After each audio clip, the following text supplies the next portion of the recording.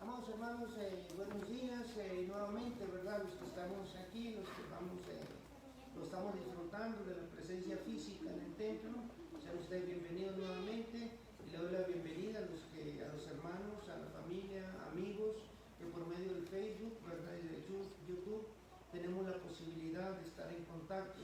Hoy nos conectamos media hora, no más tarde, sino que vamos a transmitir nada más la predicación por la cuestión de que en el servicio se hicieron algunos ajustes. Hoy es el primer día que regresamos al templo, así que le damos gracias a Dios por eso, ¿verdad? Y ya el próximo domingo vamos a transmitir la hora completa. Así que gracias por estar con nosotros. Por favor, envíenos sus comentarios. Aquí ya compartimos entre nosotros acciones de gracias. Vamos a tener algunas peticiones y por medio de Facebook sus comentarios, por favor, sus peticiones de oraciones. Esperamos tener los últimos minutos para compartir juntos. Así es que vamos a darle gracias a Dios y vamos a empezar. Les voy a pedir por favor que nos ubiquemos en el libro de Gálatas. Hoy el Señor tiene un mensaje para nosotros acerca de lo que significa la libertad y la esclavitud, ¿verdad? Porque aunque muchas veces no lo queremos reconocer, somos esclavos y necesitamos un Salvador. Necesitamos ser libres de todo aquello que nos ata.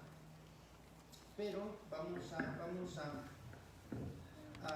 a exponerlo, vamos a apoyarnos en los escritos de Pablo, especialmente en la carta a los Gálatas, ¿verdad? Capítulo 4, versículo del 1 al 7. Vamos a darle lectura y posteriormente vamos a ir buscando lo que el Señor tiene para nosotros en este pasaje. ¿Gálatas qué? Gálatas 4, versículo 1 al 7. ¿Estamos ahí? Amén. Ok, entonces vamos a darle lectura. Pero también digo, entre tanto que el heredero es niño, él nada difiere del esclavo, aunque es señor de todo, sino que está bajo tutores y curadores hasta el tiempo señalado por el Padre. Así también nosotros, cuando éramos niños, estábamos en esclavitud bajo los rudimentos del mundo. Pero cuando vino el cumplimiento del tiempo, Dios envió a su Hijo, nacido de mujer y nacido bajo la ley, para que redimiese a los que estaban bajo la ley, a fin de que recibiésemos la adopción de hijos. Y por cuanto sois hijos, Dios envió a vuestros corazones el espíritu de su Hijo, el cual clama, Abba, Padre. Así que ya no eres esclavo, sino hijo. Y si hijo, también heredero de Dios por medio de Cristo. Gracias, Padre, por tu palabra. Te suplicamos, Señor, que esta mañana, este pasaje quede en nuestros corazones y nos ayude y nos dé la confianza de la libertad que gozamos en Cristo Jesús. El tema de hoy se llama, hermanos, de la esclavitud a la libertad. El apóstol está haciendo una metáfora, está haciendo una enseñanza en este pasaje, ¿verdad? Confirmando el mensaje de que la salvación es por fe, que no es por obras, que no es por lo que nosotros hagamos, sino que es por la fe en Cristo Jesús. ¿Por qué este tema el día de hoy? Mire, hay muchas madres, tenemos nosotros muchos hijos, por ejemplo, tenemos hermanos, tenemos amigos, que nos preocupamos porque todavía no conocen a Cristo, que nos preocupamos porque aún no llegan al Señor, que están viviendo todavía bajo la vieja forma o los rudimentos del mundo, como dice Pablo, o sea, al estilo de cómo se vive en el mundo. Hay mamás a mí que me comentan y que me dicen y que sufren porque sus hijos todavía no son salvos. Y este mensaje es precisamente para todas aquellas personas. Vamos a conocer que los tiempos de Dios, o cuando Dios lo dispone, es cuando llega la salvación a las personas, no antes y no después. ¿Por qué? Porque muchas veces pensamos que nosotros, por estar encima de la persona y empujándola y diciéndole, te tienes que convertir, tienes que conocer a Cristo, creemos que estamos haciendo la labor de evangelización y eso no es verdad. Eso llega muchas veces a molestar a las personas. Tenemos que nosotros sembrar la semilla, sí, decirla cuando hay oportunidad, sí, pero sobre todo hay que mostrar con obras, o sea, con testimonio de lo que Dios ha hecho en nosotros, para que aquellos hijos, hermanos, amigos que no conocen al Señor, ¿verdad?, se convenzan de que el camino al cambio es a través de Cristo. Primeramente, hermano, quiero comentarte una cosa. La vida sin Cristo es una vida de esclavitud. Y no solamente la esclavitud al trabajo, la que normalmente conocemos. La vida fuera de la fe en Cristo Jesús es esclavitud. Vamos a leer el versículo del 1 al 3 otra vez para ubicarnos. Pero también digo, entre tanto que el heredero es niño, en nada difiere del esclavo, aunque es señor de todo, sino que está bajo tutores y curadores hasta el tiempo señalado por el Padre. Así también nosotros, cuando éramos niños, estábamos en esclavitud bajo los rudimentos del mundo. El heredero, mira, hermano, nosotros como creación de Dios, como hijos de Dios, porque posteriormente nos convertimos en hijos de Dios, primeramente tenemos que pasar un proceso, ¿verdad? Un menor de edad no puede ser acreedor a una herencia. Por ejemplo, un niño como Marco, como Génesis, ¿verdad? Inclusive como Chloe, como Laura, que no son aún mayores de edad, ellos no tienen la capacidad jurídica para tomar la herencia. Ellos tienen que llegar a una mayoría de edad, o sea, a una madurez según la ley, ¿verdad?, para poder hacer uso de lo que sus padres tienen para ellos. En el caso, ¿verdad?, que está tomando Pablo, él está hablando, ¿verdad?, de que aquel hijo o menor de edad ha sido puesto bajo los rudimentos del mundo. ¿Qué quiere decir esto? ¿Verdad? Cuando un niño está chiquito o a la edad temprana, usted lo ve en las escuelas y usted no difiere, ¿verdad?, si es hijo de un diputado, si es hijo del presidente o si es hijo, ¿verdad?, de la esquina, del abarrotero de la esquina. Se comportan de la misma forma, viven de la misma forma, ¿verdad? No se diferencian uno del otro. ¿Qué es lo que pasaba? ¿Por qué pone Pablo este ejemplo del niño cuando dice que no se difiere del esclavo? En el antiguo mundo greco-romano en el que Pablo vivía, específicamente en las iglesias de Galacia, que eran varias iglesias, había una costumbre. Cuando un padre o una familia tenía un hijo, nació un hijo varón, entonces los padres, ¿verdad?, el padre lo entregaba a un cuidador, a un ayo. O sea, se lo entregaba prácticamente a la mamá y a una cuidadora. Había esclavos, ¿verdad?, esclavos que trabajaban de diferente manera. Por ejemplo, había esclavos que estaban encargados del área de la agricultura, otros estaban encargados del área de la administración, porque había esclavos también preparados, ¿sí? No solamente el esclavo que conocemos o que nos pintan, aquel morenito, ¿verdad?, que al latigazo lo hacen trabajar. Había esclavos preparados que trabajan en la administración del negocio, de la familia o de los bienes de la familia. De tal manera que también había esclavos dedicados única y exclusivamente a criar a los hijos de los ayos, ¿verdad? Estos ayos, se les conocía como ayos también, estaban ahí desde chiquito. La única que tenía más contacto con ellos era la mamá, ¿sí? La mamá, el ayo y la alimentadora, o sea, la que se encargaba de alimentar físicamente al niño. De tal manera que aquel niño, ¿verdad?, jugaba con los demás esclavos, jugaba con los otros niños, no se diferencia, aunque era el heredero de todo lo que había ahí, pero todavía no tenía la capacidad para recibirlo.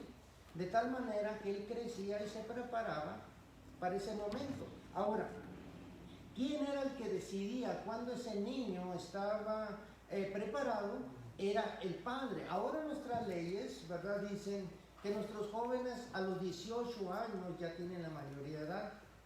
En muchos casos es correcto, hay muchachos que a los 18 años ya están suficientemente maduros, ¿verdad?, para realizar todas sus actividades, pero en la mayoría de los casos, me atrevería yo a decir así, todavía a los 18 años muchas veces son niños, todavía no están lo suficientemente preparados.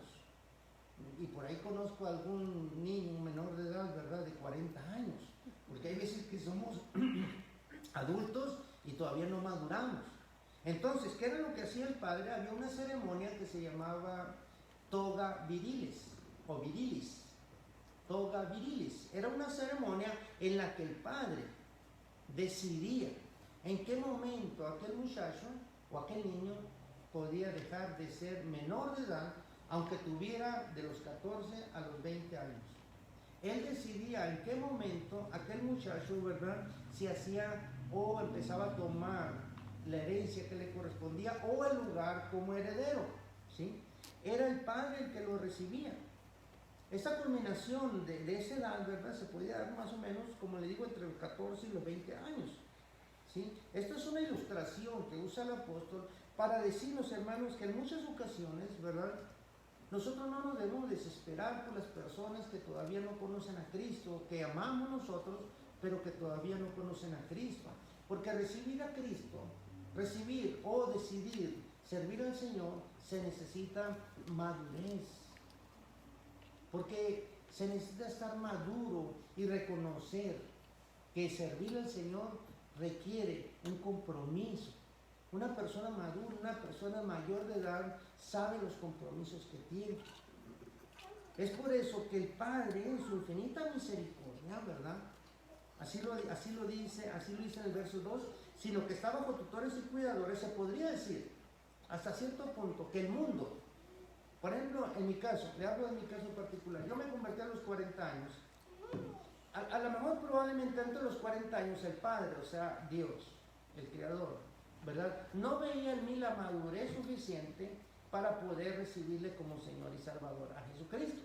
De tal manera que me deposita, me cuida, ¿verdad?, me pone en el mundo. No es que no haya sido yo heredero de la salvación y del reino de Él, sino que todavía no estaba preparado, ¿verdad?, para tomar el lugar como heredero. Todavía no llegaba yo a la ceremonia toga virilis, ¿verdad? Hasta los 40 años, ¿quién es el que decide la mayoría de edad? No fue la ley, no fue, ¿verdad?, ningún otro rudimento o regulación del mundo, sino el Padre es el que lo decide. De esta manera, así dice, ¿verdad?, en los judíos pasa lo mismo. En los judíos, ¿verdad?, todavía no estaban preparados para la venida de nuestro Señor Jesucristo, todavía no estaban preparados para la salvación, para el pacto de la gracia, para la misericordia. Entonces los guarda durante algunos años, ¿en dónde? En la ley. O sea, bajo los rudimentos de la ley, o sea, bajo la ley mosaica. ¿Hasta cuándo? Hasta cuando él haya visto la madurez completa y absoluta. Y déjame decirte que Dios no se equivoca. Cuando llega la dispensación de los tiempos, o sea, cuando el Señor ve que el pueblo estaba preparado para recibir al Salvador, ese era el momento. El pueblo había pasado, ¿verdad?, por una esclavitud tremenda de 70 años en Babilonia, perdón, con el rey Nabucodonosor. De tal manera que el pueblo, ¿verdad?, reconoce otra vez, se había alejado tanto tiempo, pero reconoce que estuvo viviendo bajo la idolatría y se vuelve otra vez a nuestro Señor y empieza, y de ahí, del regreso, ¿verdad?, a Israel, el pueblo hebreo, es cuando empieza a rescatar todos los libros y se empieza a formar lo que hoy conocemos, la Biblia, un reencuentro todavía con Dios, más profundo, reconociendo al Todopoderoso. De tal manera que aún pasan 400 años sin la manifestación del Señor o del Padre hasta la venida de nuestro Señor Jesucristo. ¿Cuándo viene nuestro Señor Jesucristo? Cuando el pueblo ansiaba, tenía hambre, necesidad de Él. ¿Y cuándo llega? Cuando un imperio, ¿verdad?, en este caso el romano, tenía el control de todas las vías de comunicación, tenía el control de todo el Medio Oriente, ¿verdad?, o el cercano Oriente, donde nace el Salvador. De tal manera que la misma estructura o la infraestructura que tenían los romanos sirvió para que el Evangelio de Jesucristo se desparramara, ¿verdad?, por todo el mundo. Pablo tenía pensado, ¿verdad?, llegar hasta España, ¿sí? De tal manera que el Señor nunca llega, ¿verdad?, demasiado tarde.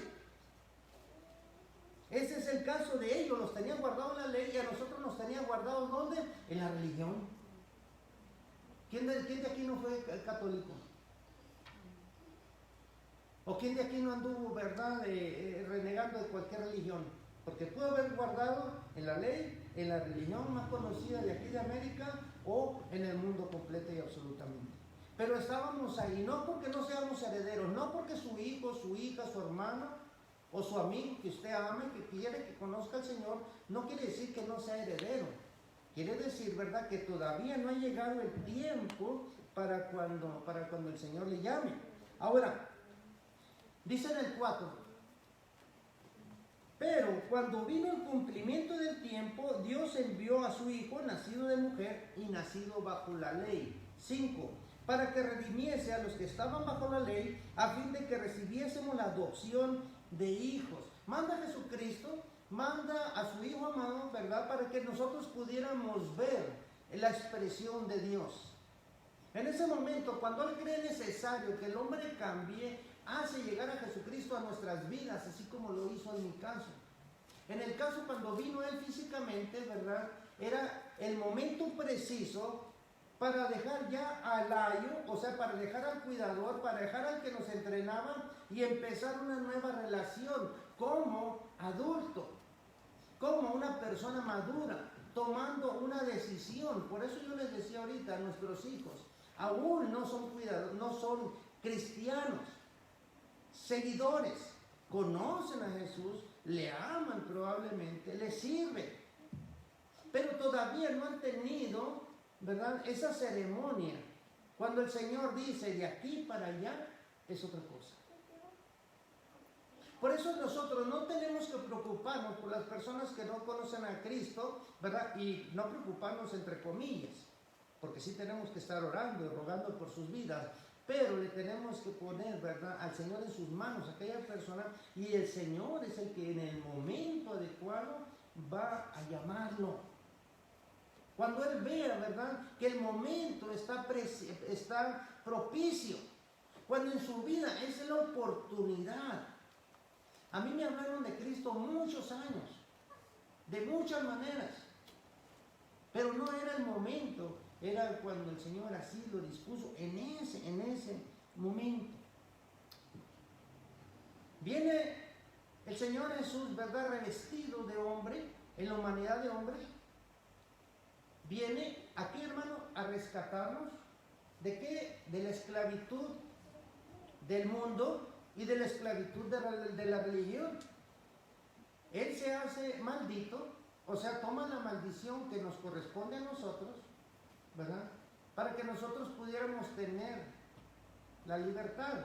En eso consiste la madurez del cristiano, en reconocer que no es por como yo me vista, no es por lo que yo haga, no es si yo cambio mi vida para agradar a los demás, no es por lo que yo pienso, sino es la madurez necesaria para definir que mi salvación es por fe, por creer que Jesús es el Hijo de Dios, que el Señor, por el poder del Espíritu Santo, lo levanta al tercer día, que estuvo aquí después de resucitado 40 días y que al término de los 40 días se elevó al cielo y hoy está sentado a la diestra del Padre, rogando e intercediendo por aquellos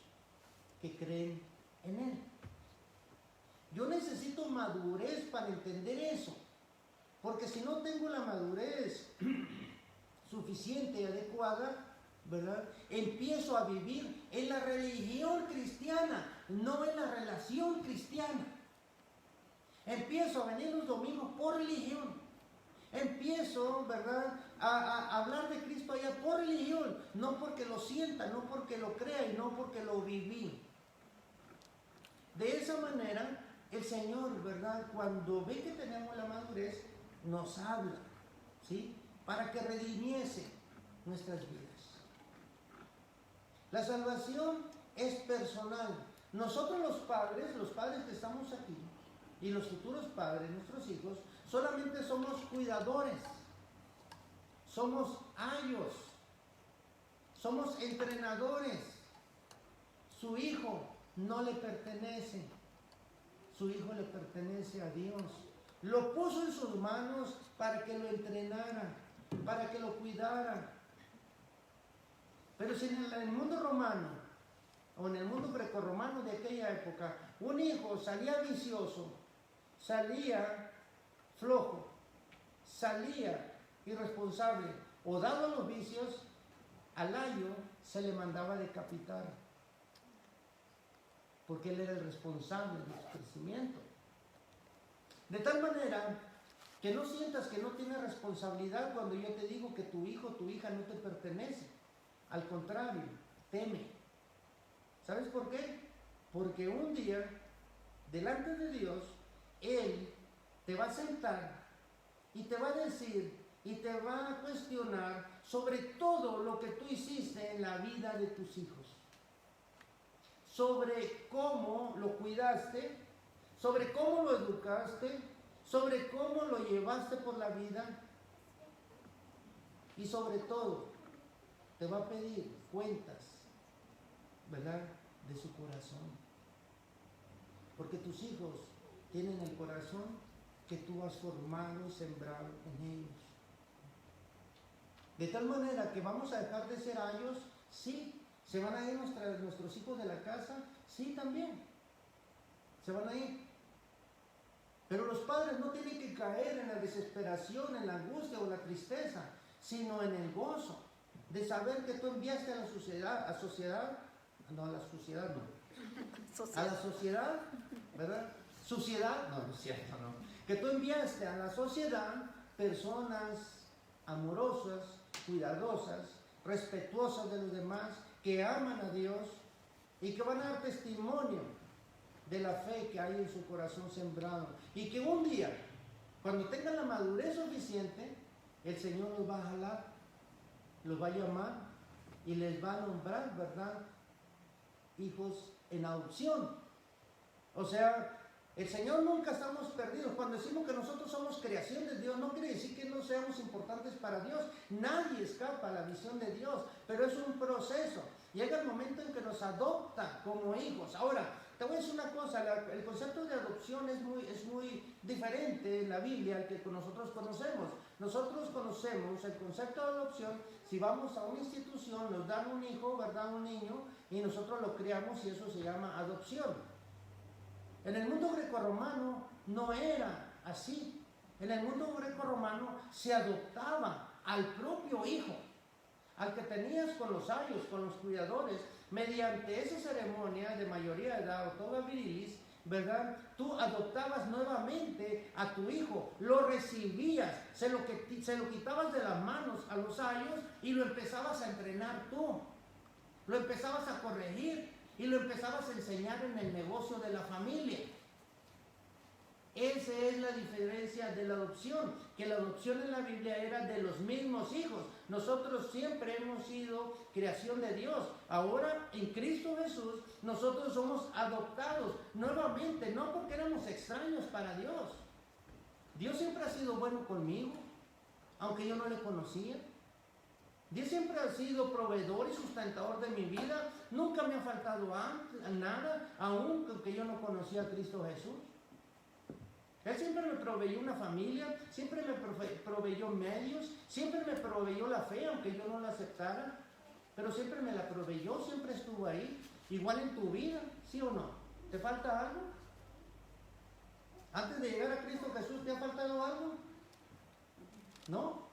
Cuando el Señor nos recibe, es en su tiempo, cuando Él nos llama, cuando decide Él, no que yo insista al hermano, no que yo insista a mi hijo, no que yo insista al vecino, porque voy a andar como cuchillito de palo y tienes que ir a la iglesia. ¿Cuándo vas a ir a la iglesia? No, pero sabes que el pastor dijo que tienes que ir a la iglesia, si no te vas a ir al infierno. Y aquella gente dice, no, pues ¿para qué voy a ir a la iglesia si me quieren mandar al infierno, ¿verdad? Llevar la semilla del evangelio es diferente a hacer un cuchillito de palo para con la gente.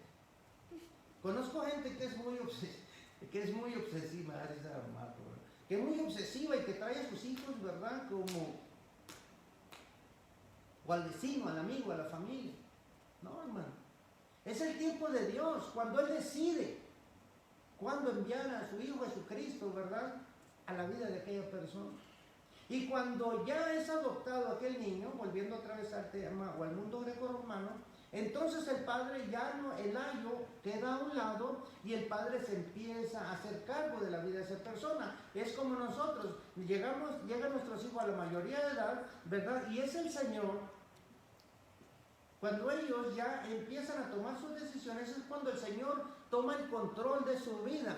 Cuando viven en la fe, los adopta aún con que hayan sido creación de ellos y ya fueron hijos de ellos, pero ahora oficialmente, ¿verdad? Mediante la fe y mediante la palabra, según el Evangelio, según San Juan 1:12, dice, ahora sí, yo voy a tomar control de tu vida. ¿Por qué digo eso? Porque mis hijas se han ido, la más grande se han ido, ¿verdad?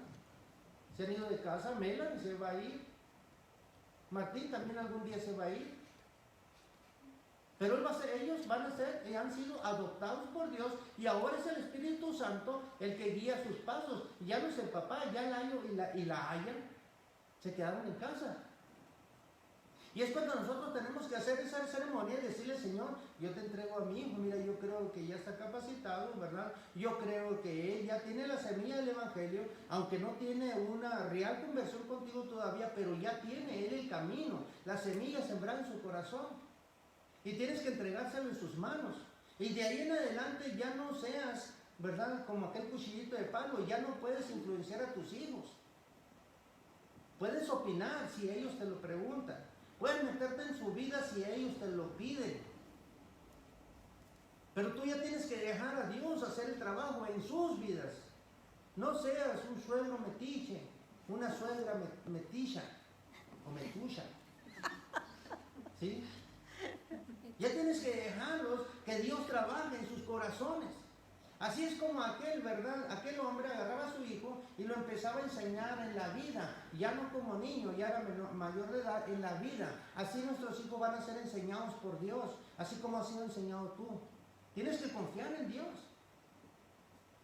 Tienes que dejarle a Dios, ¿verdad? En la educación de tus hijos, mientras son menores de edad, es tu responsabilidad, pero de ahí en adelante, ¿verdad? Tienes que dejar a Dios ser Dios en sus vidas.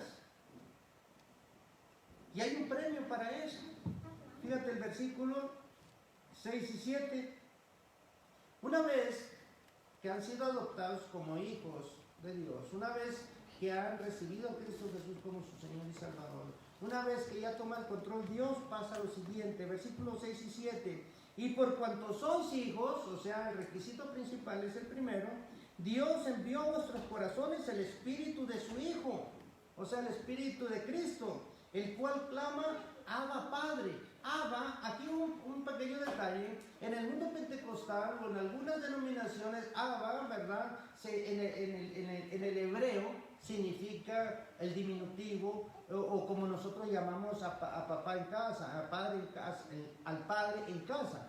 Por ejemplo, ¿verdad? Nosotros no nos dijimos a nuestro padre como, oye padre esto, oye padre lo otro, sino que con cariño le decimos papá. Esta era la expresión de Abba, significaba papá, confianza, intimidad, ¿sí? Ya no era el padre así como leísta, una palabra muy rígida, sino era con amor, papá. ¿Por qué les digo esto? Porque en algunas denominaciones pentecostales, ¿verdad? Se les enseña a decirle, papito, chuyito. Esa es la confianza que tenemos. Cuando usted hable con Dios tiene que hablar reverencialmente. Es el creador, no es cualquier pelangocho, pelagatos o cualquier hombre. Es el creador. Y nosotros tenemos que dirigirnos a Él con mucho respeto, con mucho amor, ¿verdad? Pero de una manera reverencial. 7. Así que ya no eres esclavo, ya no estás bajo los rudimentos, ¿verdad?, de un ayo de la iglesia o del mundo, sino hijo. Y si hijo, también heredero de Dios por medio de Cristo Jesús. Cuando ya Dios toma su vida en sus manos, ya siendo hijos, ya habiendo pasado el proceso de la educación familiar, ya habiendo pasado el proceso de los cuidadores, cuando Dios lo decide, porque es Él el que lo decide, insisto, es Él que decide cuándo. Te digo porque la cultura nuestra aquí en América es muy rara. A los 18 o 17 años ya estamos pateando a nuestros hijos para que se vayan de casa. Ya son mayores de edad, que se vayan. Que vivan aquí en la ciudad, que rentan un departamento y que le den vuelo a la hilacha, ya no. Eso no es así delante de Dios. Es Dios el que decide cuándo un hijo deja su casa. Porque mientras él no considere que no tiene la madurez suficiente, sigue estando en cuidado de los padres, o sea, de los ayos. No es la cultura, es la palabra de Dios la que debe regir nuestra vida. Porque la cultura de nosotros, en el cual nuestros hijos, órale, ya vámonos, ya creció, órale, a volar, palomas. No, ¿verdad? Porque eso es lo que determina Pablo como rudimentos del mundo, o sea, maneras de cómo el mundo vive. Fíjense rapidito, Colosenses 2.8, ya estamos terminando. Colosenses 2.8, me gusta mucho esa escritura y se lo comparto. Colosenses 2.8 dice: mirad que nadie os engañe por medio de filosofías y huecas sutilezas, según las tradiciones de los hombres, conforme a los rudimentos del mundo y no según Cristo. ¿Me entiende usted? Es Cristo, es el Espíritu Santo, es el Padre, es la Santísima Trinidad la que decide en la vida de las personas cuándo tienen la madurez. No es lo que los hombres digan, piensan, crean o las costumbres. Así es que una vez que llega el proceso, o que según el proceso ya son adoptados o somos adoptados como hijos, entonces, ¿verdad? Ya tenemos el derecho a la herencia. ¿Y cuál es la herencia? El reino de Dios, la vida eterna. ¿En quién? En Cristo. Gracias, queridos hermanos, gracias por su tiempo. El Señor les bendiga. Yo espero que este pasaje, ¿verdad?, nos ilumine un poco aquello que el Señor nos ha enseñado a través de nuestros hijos, que muchas veces nos causa dolor, el nido vacío, la desesperación, la angustia que causa todo esto de los hijos. Así es que, ¿verdad?, es la decisión de Dios, así lo maneja Él, así lo ha decidido Él, porque de Él somos. Así es que el Señor nos bendiga en esta tarde, ¿verdad? Muchas gracias. Vamos a seguir orando, ¿verdad? Vamos a hacer peticiones y oraciones. Por Sacha, Marta, ¿verdad? Por Mateo. Pues nomás por esa etapa nueva en mi vida, que ya voy a empezar el colegio, que me ayude a mantenerme en sus caminos. Amén, ¿verdad? Amén. Eso también depende mucho de nosotros, ¿verdad? Dice Juan 3:16, porque de tal manera amó Dios al mundo que ha mandado su Hijo unigénito, ¿verdad? Para que todo aquel que en Él crea, ¿verdad? Él mandó a su Hijo, pero nosotros tenemos que hacer nuestra parte, creer, ¿verdad? No se pierda, ¿sí? Pues por mi trabajo, pero me dijeron que tenía oportunidad de agarrar una casa y junté papeles y todo eso, pues, ¿qué le hace que me corrieran del trabajo? Pero si logro amacizar la casa, pues, donde quiera consigo otro trabajo. Pues nomás porque no nos corran de Cristo, ¿no? El Señor es grande, No, puedes tener todo. Si él así lo tiene dispuesto, tú no declares, porque eso no es bíblico. Créelo, cree solamente, dice. Cree solamente, decía Jesucristo a los que le pedían. Y esas son las herencias, ¿eh? Porque dice que el Espíritu Santo en vida, ¿verdad? Son las arras, o sea, son las promesas, pero la riqueza espiritual, ¿verdad? Y lo que conlleva también en el mundo material, ya son desde aquí en el mundo, antes de llegar a las riquezas espirituales en el reino del Señor. Así es que estas son pequeñas paladitas de sellos. Y ahorita que hablaba de que nunca nos deja, Señor, aunque no estuviéramos en sus caminos, lo único que nos faltaba y que ahora sabemos, aunque tuviéramos lo demás, no teníamos la paz de Él. Definitivamente, ¿verdad? Porque ese era el espacio que dejó Dios reservado ¿verdad? Cuando nos tenían en la religión, cuando nos tenían en el mundo guardados en el tiempo de Él, Él deja un espacio que solamente Cristo lo llena, ¿verdad? Es cuando llega la plenitud de la vida de las personas. Así es que, hermanos, muchas gracias. Vamos a orar, ¿verdad? Para despedirnos. Le voy a pedir que se pongan sus pies y en su casita, ¿verdad? Incline su rostro para poder entrar en comunión con el Padre. Excelentísimo Dios y Padre nuestro, bendito Señor, te alabamos en este día, Señor. Te exaltamos y reconocemos como el hacedor, como el criador, como el proveedor y sustentador de todo lo que vemos, Señor, y de lo que aún no alcanzamos a ver. Te bendecimos y traemos delante de ti, Señor, nuestras peticiones, aquello que trae nuestro corazón y que queremos poner delante de ti para que tú, Señor, le des el curso según tus planes y propósitos, no los que nosotros creemos o pensamos, Señor. Te rogamos y seguimos poniendo y levantando en oración, Señor, a Mateo, para que tú le des la oportunidad de vida, de crecimiento, la realización, Señor, en su vida a través de la fe, porque él viene de un matrimonio, Señor, de fe. Bendíceles, Señor, fortaléceles, pero sobre todo, Señor, dale consuelo, paz y calma para cualquier decisión que tú tomes. Te seguimos rogando, Señor, también por Sacha, por esta bebé, Padre, que has tenido a bien, Señor, entregada como hijos a Alma y a Jesús. Bendícele, Señor, provéele la salud que tanto necesita para que ella pueda llegar a cumplir el proceso. Y también, Señor, la realización de su vida en sus padres y que sus padres tengan, Señor, testimonio de lo que tú estás haciendo en ella. Bendícele. Te pedimos también, Señor, por Melanie en esta nueva etapa, para que tú le ayudes y fortalezcas, que le guíes y que le des, Señor, entereza, pero sobre todo la sabiduría. Pero la sabiduría que viene del cielo significa temor, Señor. Temor reverencial, a no quebrar tus leyes, tus mandamientos, a no abusar de nuestra vida, solamente porque nos las has dado. Recordar siempre, Señor, y que le recuerdes que le pertenece a Jesús, que Jesús ya pagó por él. Bendícele, Señor. También te pedimos, Padre, por esta nueva etapa de la vida de Viviana, para que le guíes, le dirijas, y que si, Señor, está en tus planes entregarle esa casa, Señor, se le entregues, así como ella la ha soñado, así como ella la ha querido. Bendícele, Señor, provéele, susténtale por medio de su trabajo, Señor. En esta tarde, Señor, te bendecimos enormemente. Te bendecimos y seguimos también, Señor, levantando en oración a Marta, a Joaquín, a Mirna, así también como a Sergio, Señor, a su esposa, a su familia, estas personas que han sido afectadas, Señor, por este virus. Te suplicamos que las limpies, que les liberes, Señor, de toda esa atadura de enfermedad y les des, Padre, una nueva oportunidad, un nuevo día, y que ellos puedan, Señor, decir, como dijo nuestro Señor Jesucristo, Abba, Padre.